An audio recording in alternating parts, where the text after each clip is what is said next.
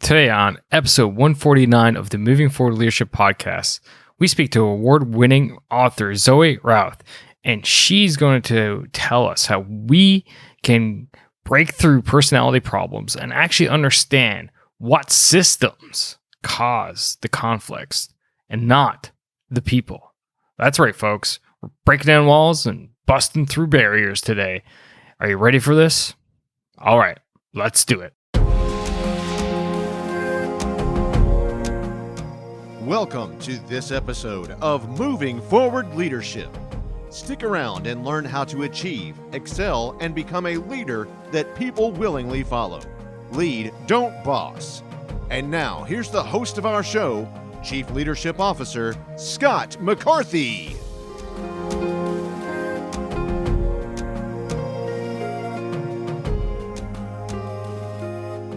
Yes, welcome all to the Moving Forward Leadership Podcast. It is your Chief Leadership Officer, Scott McCarthy, and welcome to the podcast where we focus on the three domains of leadership. Leading yourself so that you can be the best leader possible, leading your team to build a high-performing team, and then finally, leading your organization so you can drive that organizational output higher. And here, we bring my 20 years of military experience as a senior Army officer and couple that with world-class guests such as Zoe today to bring you the most complete leadership podcast going. And if you need more, go to movingforwardleadership.com and check out everything leadership going on there. And it's so great to have you. And if you're listening to this real time, which I hope you are, and if not, no big deal. But regardless, Happy New Year. Welcome to 2021, folks. It is outstanding. We are going to rock the crap out of this year. Why? Because 2020 sucks so bad, right? Or did you rock 2020? Some people did. Some people didn't. So anyway, if you need some help with that, you know where to find me. movingforwardleadership.com or shoot me a message, email. I'm not hard to find. I made it that way for you. Today, we are going to be diving into personality problems and conflicts. Why? Because it is such an important thing. It is the thing that destroys teams, personality conflicts. And interesting thing that Zoe talks about in this podcast interview, as I hinted at the beginning of the intro, was that she says it's not a people problem. It's actually a system problem. It's the system that is causing these conflicts. It's the systems that are enabling people to get upset with each other. It's the systems that is what we need to dive into and solve and fix. So, really interesting take on this. One that I haven't really heard before. So if you're wondering who Zoë Routh is, she's one of Australia's leading experts on people stuff and leadership. She helps leaders and teams overcome those silos, destroy the silos, get rid of the turf wars that, they happen in organizations, especially bigger ones. She's worked with individual teams internationally and in Australia since 1987. And sorry, Zoe, I won't say how old I was back then, but let me tell you, I was not thinking about leadership or podcasting at that time. Cool thing is she's originally from Northern Ontario. She's a Canadian girl, but she's living down under, which is awesome. It was great to having another Canadian show. But the even cooler fact is she's an author, not one, not two, not three, but 4 books on the various topics within leadership. So you know what she's talking about. But really, we dive into her 4th book, People Stuff, Beyond Personality Problems. And this was really made to help us leaders to have a handbook to get through these complex conflicts that are ongoing, that go on all the time. You're like, Scott, it's the beginning of the new year. This is going to be easy. Everyone's going to be happy going back to work. Personality conflicts are down the road. We won't be worrying about it right now because everyone's going to be motivated and focused and ready to roll. Why are you giving me this podcast right now? I'll tell you why. Because you don't go to the kitchen and start cooking when you're starving. You go and get the skills before you need them. And that's why I'm bringing this show to you right now at the beginning of the new year. Why? Because if you're from North America and you're listening to this, you have 6 weeks. I say 6 weeks until people start hitting that down slope. Maybe even less. Maybe as far early as 4 weeks from now. When all the bills start racking up. When the winter drain hits people. The lack of sunlight. The lack of fresh air. The mundaneness. COVID still kicking around. All these factors will come to play 4 to 6 weeks from now. And people will start having these conflicts. They'll start be running down. And you, as the leader, you need to get ahead of this. You need to identify what systems are failing and how to fix them. And that is why we're doing this show. So that's enough for me. Why don't we dive into this show? Sit back, relax, and enjoy my interview with Zoë Routh on how we can get beyond personality problems.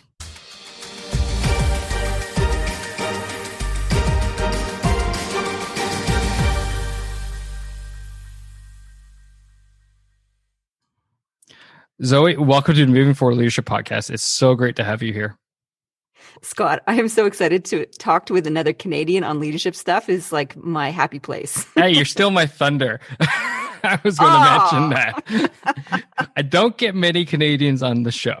I've had a decent number, but in comparison to Americans, it's slim. And you're even an expat. You're not even here in Canada anymore. You're down in the great down under of Australia. So happy Wednesday to you. We're recording this on a Tuesday night for me, but it's Wednesday morning for you there. The future is lovely, I'll tell you that. Oh, please tell me it's COVID free. Too soon. In my backyard, it is. In your backyard. But no, it's great. We got two leadership geeks here who are Canadians on this podcast who are oddly enough drinking tea at two completely different times of day. And we're going to talk about leadership. And the audience is like, oh, dear God, Scott, what are you getting us into today? Anyway, let's dive in. First off, let's get a bit of background about you. Who you are, where you come from. Obviously, you're Canadian, but a bit of how you got into the leadership space. What motivated you, that type of thing, to kick us off. Okay, sure. Probably the leadership journey started face down in the mud with a canoe on my head. As a youngster, I did the Canadian thing. I went to summer camp every summer. And one of the highlights of one of those summers was going on a 3-week canoe trip in Northwest Ontario. And I had been promised sunshine and glorious, gentle paddling days. And I got 3 weeks of freaking pouring rain. You sure that wasn't and the Army? Hard paddling. It's a bit like that, isn't it? I'm guessing a little bit of, head down, just power through was my experience there. And I loved it. Absolutely loved it. And that was 15 on my first 3-week canoe trip. And then the following year, I came back and did the invitational 6-week canoe trip, which was amazing. So a group of 7 girls, 2 trippers up in Northwest Ontario. I think we saw maybe 5 people the entire summer, which is pretty amazing. And I remember this one particular incident where we were doing a long portage, and I was typically carrying the canoes, being one of the stronger girls. And I was at the back and everybody else had taken off. And I was climbing up this muddy, slippery slope with this canoe, and I slipped and bang, I was stuck underneath this canoe, breathing moss. And it sucked. And I was like, this sucks. I hate my life. Why did I do this? Then I realized it was going to be a long time before anybody else came back to help me because it was a long portage and I was at the back. So I'm like, oh, what am I going to do? Should I just sit here and be miserable, or do I get on with it? So I decided, let's get on with it. And I pushed myself up and managed to, after lots of swearing and carry on, to get myself back on track and move forward. And I thought, well, that was interesting. I just had my first experience of leading myself. And I think on those trips, you learned a lot about leading self and how you manage yourself and how you talk to yourself. And I certainly did that on those canoe trips, as well as negotiating with team. How do you actually live and lead and follow within a team. I think that was the genesis of my leadership journey right then in those wonderful, fabulous adventures. From there, I came back and worked at summer camp for 9 summers. And then that sort of spurred the desire to do this kind of work full time, which brought me to Australia to work for Outward Bound, which is personal and leadership development in the outdoors as well. And so I spent 9 years at Outward Bound running kids and adults and teams up and down hills and down rock faces and down rivers and that kind of stuff. And moved into developing the leadership of the organization as well. So I was head of staff and training. And that gave me a deep insight into leadership itself, how you teach leadership, how you teach facilitation. And then somewhere around 2002, I decided to start my own leadership practice, specifically in executive coaching. And then that has morphed over the years into delivering leadership training and facilitation around culture and strategy, which is what I do full time in my own practice now since 2014. So that's a little snapshot of my journey with the core highlights. No, it's awesome, and I love the story. So I grew up I grew up on the east coast of Canada, in Newfoundland, and I spent my summers at Army Cadet Camp because I was an Army Cadet growing up, and very similar experiences. But what I loved about it was that you talked about leading yourself. So here at Moving Forward Leadership, I have 3 domains of leadership, and the first one being lead yourself. And I absolutely, so I was like, wow, she must have read the memo. Or we're in sync, one of the two. So it's great. It's so important, and I love that part of what are you going to do here? You're stuck. You're face first in the mud. This canoe's on your back, and it's either do you wallow in pity or do you get up and grind on? And I love that, and it's just something about going through these experiences, especially at a young age, that kind of just brings that leadership aspect out of people. Don't you agree? I think a good dose of adversity is definitely good for people, especially young people these days. They don't get a lot of adversity to contend with. And I see a lot of young people struggling with resilience. I have a friend, and her daughter, who just turned 13, earlier this year said, "Mom, I'm depressed. I need some antidepressants." And her mom, who's a good friend of mine and has worked in the outdoors for a long time, is like, "Okay, let's talk. Let's talk about this. What's going on? How are you contending with it?" And a large part of it is because her daughter hasn't necessarily gone through tough times physically, mentally, emotionally with individuals, and they're not really taught how to just confront tough things. And so I think those experiences are really wonderful crucibles of transformation for people. And that's why I continue to do that work sporadically, or occasionally, I should say, rather than sporadically, occasionally in my business now. So I'll take leaders out into the bush. We don't do hardship anymore. Like, I think I'm a little bit too old for that stuff now. But a little bit of back to basics is definitely something I think is core. It just kind of gets us grounded and earthed to what matters most. But I think in earlier stages of development, of our personal development, going through those tough times are really formative because we do have a choice, as you said, at any given moment. Are we going to be a victim? Are we going to be a victor? And learning how to choose to being a victor, no matter what crap is going on around you, is the critical skill for resilience and leadership in general. Love it. Oh, wow. We're going to have a great interview because we haven't even started and I'm already frothing at the mouth of what you're saying here because it's so good. I love that aspect of, the being a victor. And I always say that, especially in times of crisis, leaders need to be the ones that, 1, calms everyone down, but 2, enables people to envision cutting through the crap and actually seeing, the end goal, how we can actually get there. And it's by going through these adversities ourselves as we develop, as we grow our skills, enables us because we're near there. And believe me, I know. This is actually a side hustle for me. So by day, I'm a senior Canadian Army officer. So our training sucks. It sucks, and it sucks for a reason. I hold nothing back from this. You're going on 4 to 5 hours worth of sleep in a week, and you're humping a 50-pound rucksack. You got a rifle, ammunition, all this stuff, and you're like, hey, 5 kilometers. They're like, okay, and you literally, this actually happens. You get to the 5 kilometer point, and they're like, yep, keep going, and but but we're supposed to stop back there. Like, no, we're going to keep going, and you keep going, and you don't know when you're stopping, but you just like one foot in front of the other. That it will stop at some point, but you just develop that because you know what? Yeah, I've gone through tough things. I can do tough things, and now as a leader, I can help bring people with me through the tough things.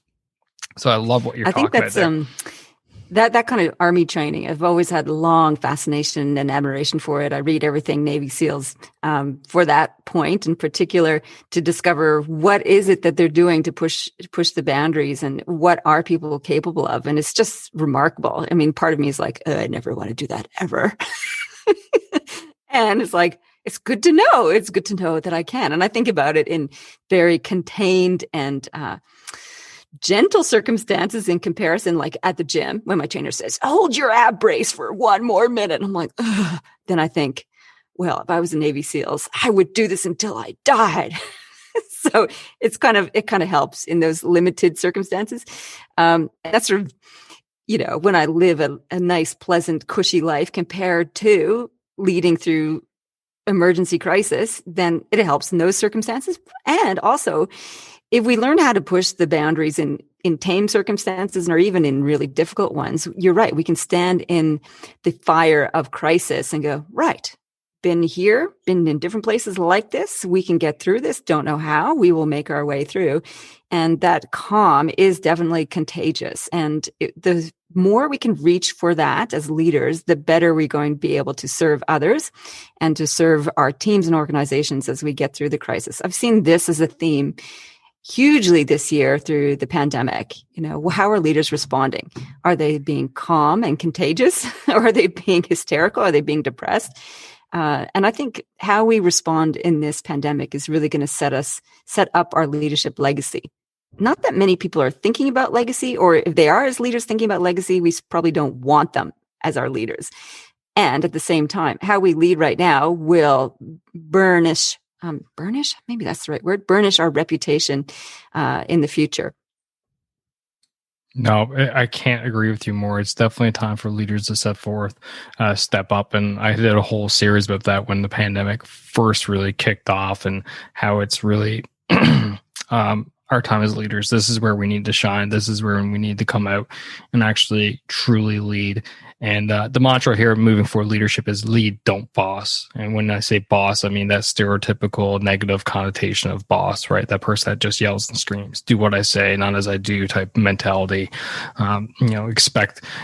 Expects to have all the answers, whereas they should have all the questions, et cetera, et cetera, et cetera. That type of thing.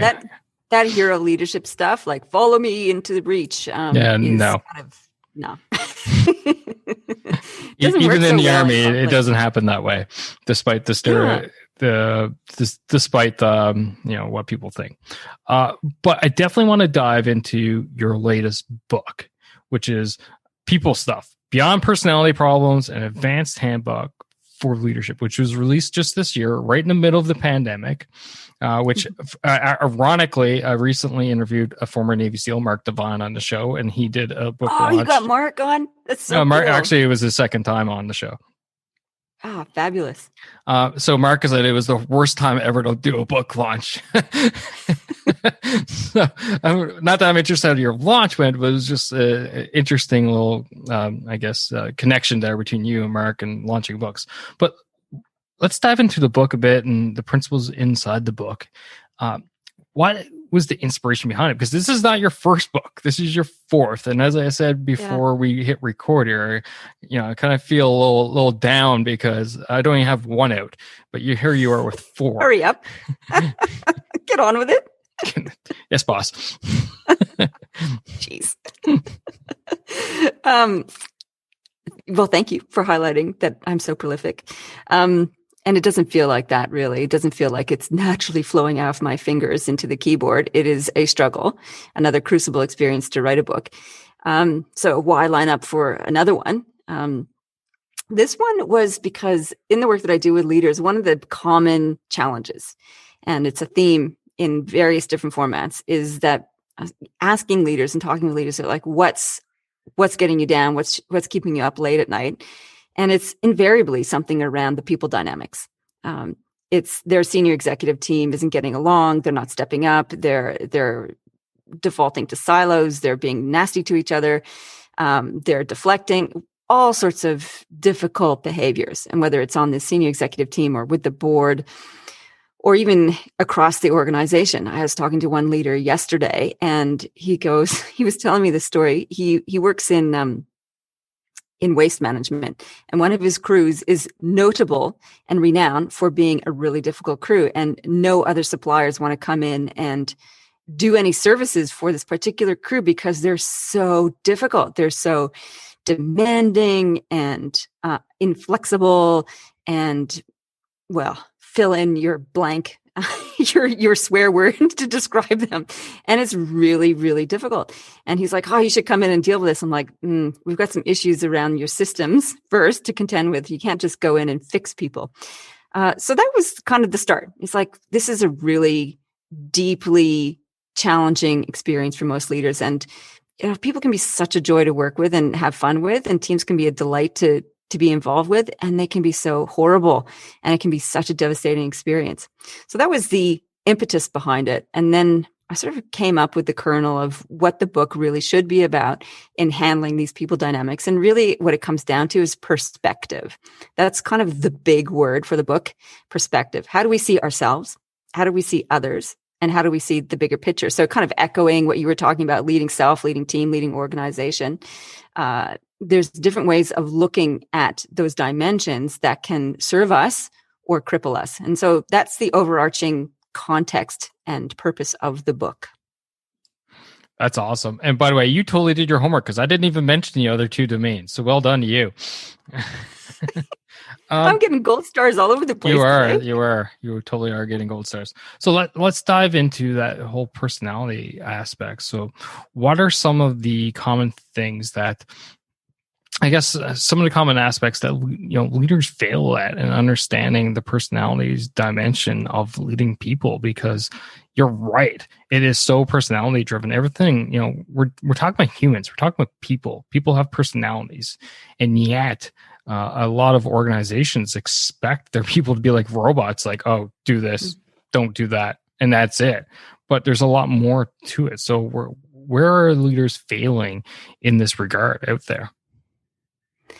Well, ironically, the biggest failure is blaming personalities for their people problems. And I think that's kind of like the surface response to the challenges you might have with people. So, for example, you might have two of your team members that are warring with each other, and the initial reaction to that is, it's just it's a clash of personalities. And while some of that may be true, that people do have different personalities and they are wired differently, there's likely something else underneath the surface that is driving that problematic behavior. And in my research and experience, I've come to see that often it's not personalities, but more systems that are driving that negative behavior. So in the book, I go through a couple of ways that we can unpack those systems, but there's a couple of key systems that we need to have a look at to see if they are contributing to the problems. And those are things like promotions. So if promotions are unfair and obscure and full of nepotism, surefire way to drive conflict in your team. So promotions is often a big system that we need to look at. Alongside of that, remuneration, how people are paid. Is it equitable? Is it transparent? Do people know where they stand? Or do some of your remuneration strategies drive really difficult behaviors because you have a different bonus system that means that people will direct their energies in a particular way, which is lone wolf kind of activity? If I'm getting a bonus, I'll work on getting my targets, not helping the team, because my effort should be generated in looking after self. So that's an example of, so what did I get to? Promotions, remuneration, delegation, how you give out work. That can drive people into being overloaded, which can create silos as well, because people just get overworked. And so they put their heads down and they don't want to communicate or collaborate because they're so overworked. The decision-making process also, if that is not transparent, not obvious, not collaborative, not consultative, that can drive difficult behaviors. So those are some of the systems that can create the personality problems. And one of the things I look at in the book also is what are the biochemical drivers that create these negative interactions. And there's 4 personas that I call them the 4 devils that arise because of these triggers. So we could dive into that if you want. So but I'll let you be the director here. Well, I definitely want to go into the 4 devils, but I'm actually interested in the systems too. Kind of, I'm a little bit torn. I guess Okay. if you were to, if possible, sum up, I got the different systems where things could get hooked up, and actually I like your angle on this, in that it's not necessarily personality conflicts, but whereas you're putting the onus more on taking the onus away from the individuals and putting it on the organization, which I think is fantastic. I think too often leaders default to, just like you said, oh, it's a personality conflict or it's a clash. Whereas there's actually, when you dive into deeper and analyze it deeper, where is the core conflict coming from? Oh, it's a policy or a way that the organization is running something which is actually leading to this conflict. So I love that framework that you put. Now, with the systems aspect, I'm wondering if there's like a common theme amongst them where they start breaking down, or is there certain individual aspects for all of them that they break down to cause these personality conflicts amongst people in our organizations? A common theme across the systems? Yeah. Probably lack of transparency. If there was to be a common theme, would be that. Because I think if the systems aren't transparent, it gives license to corrupting kind of behavior. So non-transparent promotions can lead to nepotism, say, for example. Non-transparent remuneration systems can lead to favoritism, and it can lead to leaders defaulting to promising individuals different things just to keep them engaged, which is problematic from an equity and fairness point of view.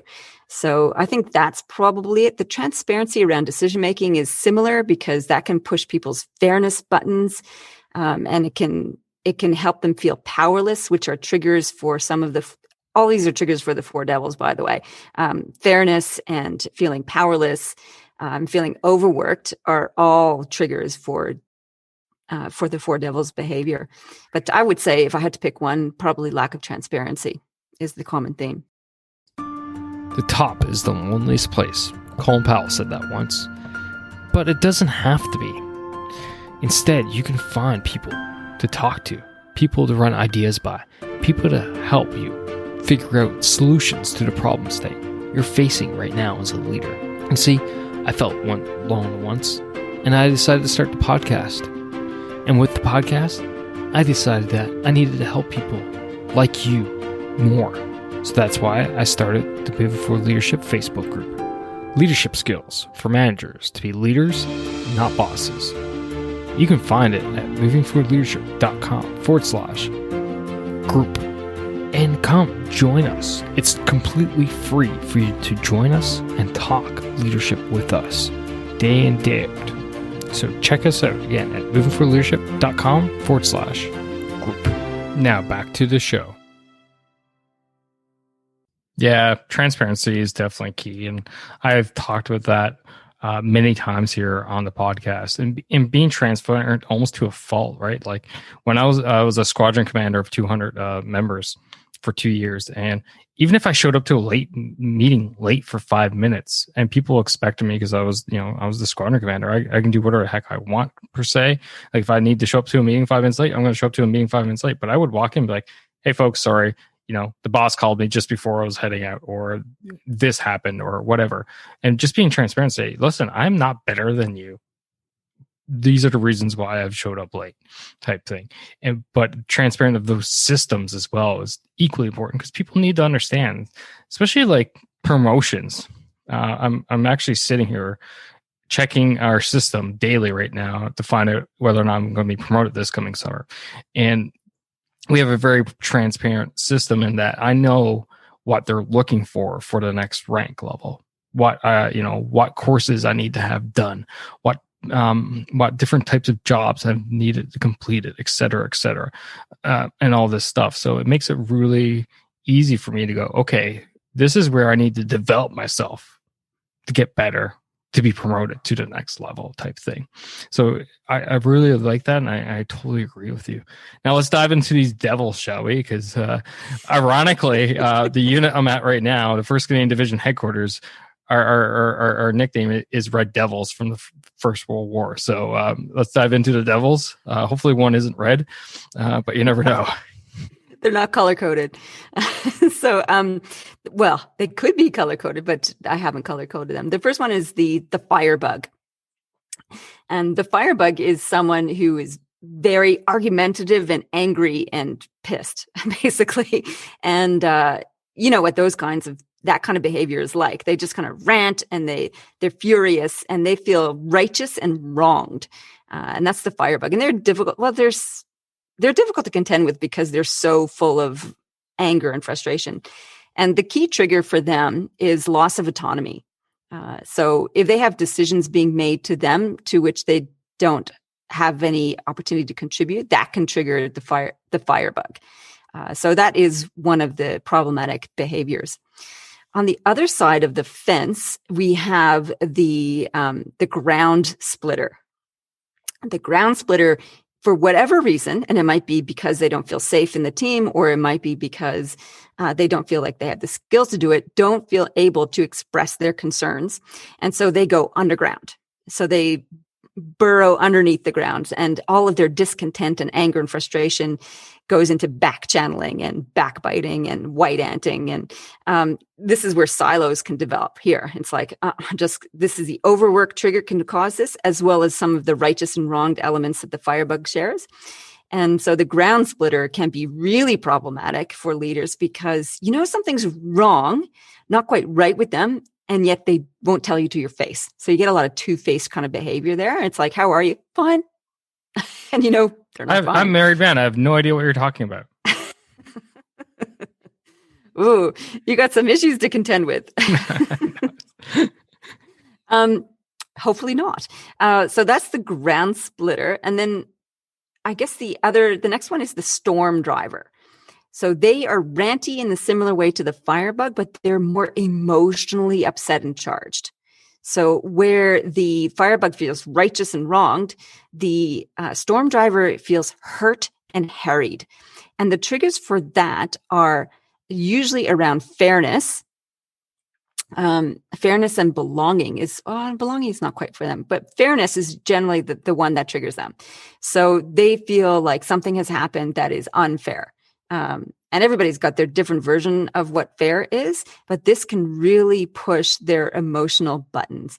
And so how they show up is that they are emotionally ranty. You have conversations with a storm driver when all you can hear is the emotion. You can't actually hear the argument because they're just so overwhelmed with upsettedness. Don't think that's a word, but you get the picture. So that's the storm driver. And the third one is the water bomber. So unlike the storm driver, they feel unable to express their emotions. So similar to the ground splitter in that way, there lots of turbulence going on with them, but they are unable to express what it is specifically that has upset them. But they feel hurt and harried as well. And generally, the trigger for them is a sense of loss of belonging. They don't know where they stand. They've been excluded somehow. They've been ostracized in some way, or they perceived it to be so. And so they're a water bomber because you can feel them coming. They've got this emotional dark cloud around them. And so the water bomber shows up in two different ways. One is like this oozy, weepy thing, or the clam. So they just clam up and they just cannot talk, and but that they're just wired so tight with emotion that they could explode at any point. So those are the four devils and some of the triggers that go along with that. That is so interesting. And as you explain them, I have individual pictures popping up my mind. I'm kind of flowing along with you. And then the next one pops up and goes along with you. And I'm sure the audience is thinking the same thing, because we can see that. We can see the individuals, that firecracker, the person that just burrows deep and all of a sudden, boom, blows up, right? Or that, perceived negative Nancy. They're just like, oh God, here she comes again. Right. So you talked with some of the triggers, but now what are some of the best ways to, I shouldn't say deal with them, but to lead these types of people so that we don't end up in situations where we have that conflict, we have that clash with others, or try to mitigate them from happening in the first place? Well, there's the immediate response, and then there's the long-term response. So the immediate response is these people are all been triggered. Their amygdala is triggered, so they're in survival mode. So each of these triggers causes a sense of survival or loss of survival or threat to survival amongst the people. That's why they get ranty, emotional, and their survival brain takes over. And their neocortex, their frontal lobe, gets disconnected. And so you can't have a rational discussion with them when they are so triggered. So as leaders, we need to get them out of that state. And the way that we do that, we ask them to take a break. Let's go take a break, go for a walk, purge the body of the biochemicals, the adrenaline, the cortisol that has been triggered by these particular incidents. And you can do some breathing with them. And that breathing evenly and regularly can help get access back to the frontal lobe so you can have a rational conversation about what the actual issues are. But if you're in conversation with someone and they're ranting or they're upset, progress in the conversation is not going to happen. So we need to basically diffuse it by giving them a little physiological break and just getting rid of that energy by walking it off and breathing it off. So that's the first piece. The bridging piece, I guess, to getting to the long-term solution is, my key tip is ask, don't tell. And what I mean by that is don't dictate what you think the solution is. Always be curious about where they're coming from. Anybody who has been moved into one of the four devils feels hurt in some way, either hurt and harried or feeling righteous and wronged. And so they all have a perspective that they want to get on the table. So our job as leaders is to explore that. Tell me why you think things are unfair. Tell me why you're angry and frustrated. Tell me what could be bothering you here. Are you in overwork? So you keep asking questions. And as a leader, you want to get the other person's point of view as much on the table as possible. So as a leader, you have to have done a lot of groundwork to create that sense of safety for those individuals and for the team in order to raise issues. I mean, not having a safe environment prevents people from speaking up. And that's where you might end up with the water bomber and the ground splitter, those who can't feel like they can't speak up. They may not have the emotional intelligence skills to speak up as well. However, as a leader, if you've set the scene well and established some strong rituals and routines with the team that it's okay to share, it's okay to raise issues, that you're responsive to that you own your mistakes. And that's what we do as a team, is we own our mistakes and we explore it together. That's like the long-term fundamental pieces that we need to have in place. So it kind of comes back to what I was talking about earlier. What are your systems? What are your systems that are big architecture in the organization? Are they contributing to these issues? And what are you doing as a leader to create that psychological safety and that sense of community and that sense of bonding within the team? Is that really strong? Have you been doing your due diligence and your regular practice of encouraging that? So that was my immediate dealing with it. So circuit breaking, breathing, walking, ask, don't tell, and then looking at team dynamics, safety concerns, as well as the larger systemic issues. Wow. That is amazing. I'm like in awe here. Do you know Tim Clark? I do not. Tim Clark is the author of The 4 Stages of Psychological Safety. And you two should get together and do research together and write a book together, because you're individually so close and you make such amazing arguments that if you put you two together, you might as well everyone might as well stop writing about leadership for the rest of the time. Because it's just, it's not only...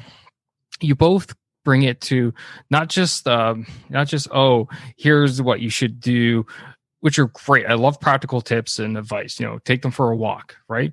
But you do the psychology behind it, the why behind why do you take them for a walk? Oh, to get them to calm down, so that, et cetera, all this, all these fancy dancy words that I can't repeat right now off the top of my head, but the reasons behind it. And that's the same thing that Tim gets into with his book. And just like you said, and one of the stages is that safety, that feeling safe enough in your organization to be able to speak up.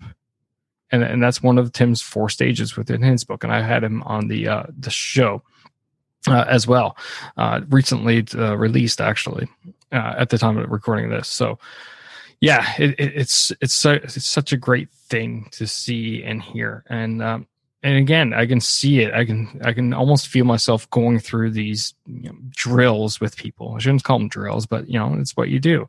Just like the other day, one of my people walk up and like, sir, we need to talk. I'm like, okay, let's go outside. Let's go to a fresh area, to the, ironically, the smoking pit area. I don't smoke, so it's not such a big deal. But because I work in a secure building, it's literally one of the only 2 places where we can go for fresh air in a building in a day without leaving the secure area, which just becomes painful to come back through. So anyway, but the moral is, take it for a walk, get outside, get away from the desk, away from, and say, all right, have that conversation. Okay, what's going on?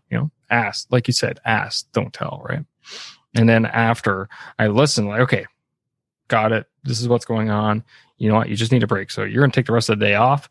And this is what I'm going to do for you. I'm going to take some of your workload away, and I need you to reprioritize what you got left. Sound good? And they're like, oh, and you just see the relief right away. Like, oh, wow. Yeah. It sounds really good. I'm like, okay, cool. Let's move forward. Let's enact on that. Right. So perfect. No, it's amazing stuff. It's amazing stuff. This interview has just flown by. I'm looking at the time like, holy cow. So before we wrap up, though, I want to give you an opportunity to, is there a certain part? Unfortunately, I haven't read your book yet, so I don't know if there's a certain part that we should talk about that we've kind of skipped over, or is there, something of the story that's missing right now, or have we kind of hit all the major components thus far? Oh, that's dangerous. It's like, of course, we can talk about my book for 2 hours. Or one of the other 3. Oh, geez. The first one's called Composure, and that's all about having grace under fire. So we kind of touched on some of those premises, but back to people stuff. The part that we haven't, well, there's 2 parts we haven't really talked about, and you can cherry pick what you want to do with it, is around archetypes, and that's about the perspective on self.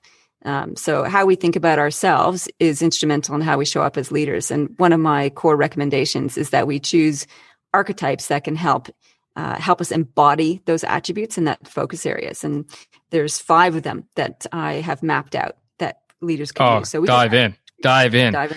Okay. Well, archetypes are basically, they're personas that we recognize across cultures. And there are literally thousands of them. Anything from king, queen, warrior, joker, jester, mother, father. Those are kind of, when we say those words, we have instant and automatic pictures of what those personas are and what their characteristics are and what they would be doing on a day-to-day basis potentially. So there's a whole narrative that's embedded in our psyche, because they've been embedded in our stories and across cultures. And Joseph Campbell did a lot of work on this in his book, The Hero with 1,000 Faces. And he talks about the hero as an archetypal journey. And that's probably one of the more familiar ones that people will talk about. When I started looking at what do leaders need now, and I mapped out, there's a couple of different dimensions that they need to contend with in business. One is the purpose of their business. Are they focusing on building right now? Or are they focusing on winning market share, winning rights, winning progress? Or are they thinking building for the future and progressing and growing? And then within that tension, also, they need to think about what do they need to protect? Maybe there's a protection element to what leaders need to do in their businesses. And what do they need to progress? And those kind of create some tensions, which allow different archetypes to emerge and serve. So the first one I love talking about is the warrior, and you'd love this too, being a soldier. And the ethos of the warrior is, I think, really important, and they're focused on winning and protecting. So I define the warrior as not somebody who's trying to go out and dominate, and talks about that can bring out the shadow side of the warrior, which can move into the bully. This is the warrior who is all about winning and progressing and protecting the things that are most important to themselves, the team, the organization, the greater good. So the greater good flavor infuses the warrior archetype. And all those key characteristics that we appreciate in a warrior about courage, about determination, about resolve. Those are all what we can embody if we need to have warrior feed our leadership journey at this particular point in time. Another one is the diplomat. So on the other side of the fence from the warrior, we have the diplomat who is also seeking to win. Maybe it's win in negotiations, etc. And they bring something different to the table than the warrior. It's about being stoic and stable and sensible and wanting a win-win for all parties for the greater good. So they just take a different tack than the energy of the warrior. It's a much more stoic and stable energy. And then we have the guardian. The guardian is one of the most complicated archetypes in that they are caught between the tension of progressing and protecting. So they often show up in organizations, and as leaders, we have to play this role sometimes of the devil's advocate. Hang on, what about this?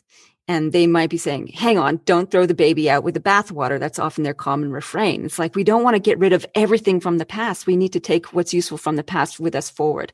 So they're concerned about making sure that we preserve all that's good about what's gone on and is going on while we build into the future. So they navigate this tension. So the guardian has to be centered and be able to take multiple perspectives in helping the team and organization progress. The fourth one is the pioneer. So this is all about progress and building. And so the pioneer is the world is your ocean. It's blue sky thinking. And it's about taking sensible risks forward. And it's about experimentation. It's about adventure. So that's what the pioneer can bring to the table. And there is one archetype to rule them all, like one ring to rule them all. And that is the elder archetype. And the elder shows up across many different cultures in different formats. It's always about having wisdom and compassion, best of the head and best of the heart, best of the mind, best of the heart. So this compassion and wisdom blend allows the elder to make sensitive and sensible decisions. So their perspective is hugely grandiose. So they think many generations into the future and consider many generations from the past when they come to shaping their perspective. So the elder, as an overlay to the other archetypes, really helps the leader come to the fore in being magnificent and intelligent in their service to their team, to their organization. So leading with wisdom and compassion with a broader perspective while zeroing in on what matters most now. So the elder can infuse the warrior with that energy as well. So how can you be a wise and compassionate warrior? How can you be a wise and compassionate diplomat? How can you be a wise and compassionate pioneer and a wise and compassionate guardian? So that's sort of, that's the nutshell version of the 5 archetypes that I suggest that people play with when they want to infuse their leadership with some strength and some deliberate intention. So if I look like I wasn't paying attention there for a while, it's because I was on your website buying your book. Because I want to read this. I want to read this stuff, and because it's fascinating to me. And I thought we were going to wind the show down. We were definitely not winding down now because I want to dig a little bit deeper here. So with these different archetypes, do you find that individuals are generally one, or do they shift? And can they, let me back it up. I always talk about how Scott McCarthy and currently Major McCarthy are 2 different dudes. And I also I used to talk about how when I first started my first unit in Edmonton, I started off in Edmonton in 1 service battalion, and I used to live in St. Albert. And on my drive to the base, there was a set of train tracks I would go over. And after a while, I basically developed this system of my own where those train tracks is where one persona dropped off and the other one got picked up. So on the way to work, Scott McCarthy stopped off at the train tracks, and at the time, Second Lieutenant or Lieutenant McCarthy got in the car and drove to the base. And then on the way home, the inverse happened where LT McCarthy got out, and now Scott got back in the car and drove home. And it's kind of how I looked at it, to separate work and life, because I didn't want to bring work home, although I fully expect that I couldn't always not bring work home, because it's still, as much as you try to separate the two, you can't fully separate the two. If you did, then I'd probably be in a hospital. But you try your best, and that was kind of the system that I developed. So with your research and your experience, is there one persona that people kind of stick with, and is it ability to do something similar? And then finally, the follow on is do you change over time? Can you go from the warrior to the diplomat? I assume that maybe eventually everyone graduates to the elder at the end, but maybe not. I don't know. You're the expert, so fill in the blanks. Okay. Well, they're not a personality diagnostic, so you don't assess yourself. Am I the diplomat? It's more these are mantles you can choose to adapt and adopt to serve the purpose. So they're more like what you described. Which persona am I going to adopt depending on which circumstance I'm in? And so you can pick up the diplomat when you need to use the diplomat. So it's more about situational leadership in terms of what will help me in the current context that I'm in. So there are times when warrior is not appropriate. And there's absolutely times when the pioneer is not appropriate. At the beginning of the pandemic, I ran a webcast and I shared this model with the attendees. And I said, where do you think you need to be right now? And I thought, I don't know what I thought, but I thought everybody would go pioneer, opportunity. And everybody's like guardian, just need to protect and eke our way forward. So guardian was what the leaders at the beginning of the pandemic felt that they needed. It shifted through 6 months later. I asked that same question again to a different audience. Where are you right now? And there was a lot more people thinking pioneer and a lot of people thinking diplomat. And it's all circumstantial. So that's the whole beauty of archetypes, is that you can pick them up, embody them for what you need in the moment. Do we all graduate to elder? That would be lovely. My recommendation is that we should always aspire to embody the elder. Doesn't mean that you have to be old. It means that you can embody what they represent, which is that sensibility and that sensitivity. And I think we should always be showing that, no matter what our context is in leadership. And we should always try and lean on the energy of the elder to help us show up in the best versions of ourselves at home, at work, at play, or whatever. Oh, maybe not at play. Maybe we can have the Joker as the archetype we can lean on. We got to let our hair down at some point, right? Even me with my thinning hair as I go a little bit older. This has been fantastic, Zoe. What an incredibly inspiring and interesting conversation. I'm having trouble talking here, which is not good for a podcaster. But anyway, as I say often, all great things have to come to an end. But before we wrap up here, I do got a couple last questions for you. And The first question is a question I ask all the guests here at Moving Forward Leadership. And as according to you, Zoë Routh, what makes a great leader? I think I've answered that thoroughly. And I would say it's somebody who can be wise and compassionate. So brings the best of the mind and best of the heart together. And for me, leadership is always about working with others in search of a better future. So if you can bring wise and compassionate leadership to that agenda, then that makes a good leader. I think you just summed up their conversation quite nicely.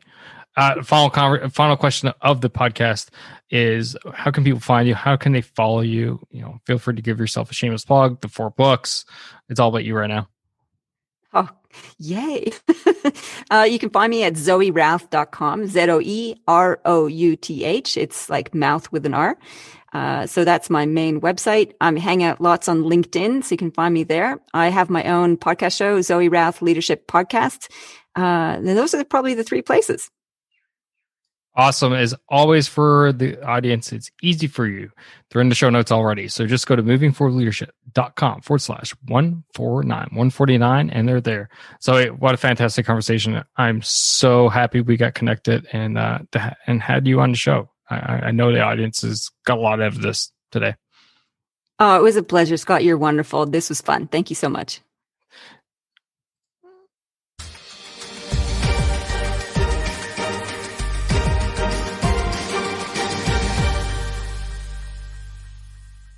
All right, that's all I got for you fine folks today. I hope you enjoyed the show. I hope you enjoyed the interview. And most importantly, I hope you got something out of it. And if you did, remember R squared, S squared, right? rate and review the show so that it gets a little bit noticed a bit more, but most importantly, I can help more people, because that's what I'm here for. That's what my guests are here for, is to help more people become better leaders and not being bosses, right? So remember that. R squared, rate and review. S, share the show. Share this show with someone who you think can relate to the podcast as a whole and today's topic. And then finally, subscribe. Subscribe so that you never miss another episode. And you can do that via your podcast playing app of choice through movingforwardleadership.com/subscribe. That's it for today, ladies and gentlemen. And as always, stop bossing and start leading. Take care now.